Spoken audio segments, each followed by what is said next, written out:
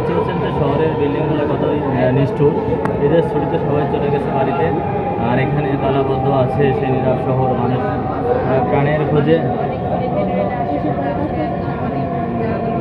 আমরা আসলে অনেকবারই মেট্রো রেলে ভ্রমণে আনছি, কিন্তু আসলে এরকমভাবে ফ্রি স্পেস পাইনি। দেখেন আপনার ইসের ভেতরে বসার সৌভাগ্য পাইনি। আমরা সিট পেয়েছি একদম পুরা পর্যাপ্ত আছে। এখানে আমরা ফাঁকা জায়গা আছে আমরা পেয়েছি। অলরেডি আমাদের গন্তব্যে আমরা চলে আসছি।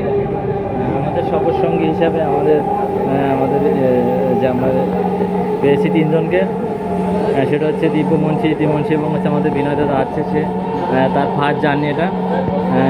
আসলে সবচেয়ে বেশি ভালো লাগছে সে দীপমঞ্চী উনি বলছেন যে এর আগে সে কখনো এরকম স্পেস পায়নি, বসার জায়গা পায়নি। তার জন্য মূলত আসে আমাদের লাস্ট স্টেশন আমরা দিয়াবাড়ি যাব। আপনি আমাদের জন্য অবশ্যই প্রে করবেন যে আমরা যেন যে ঠিকঠাক মতন দিয়াবাড়িতে যেতে পারি।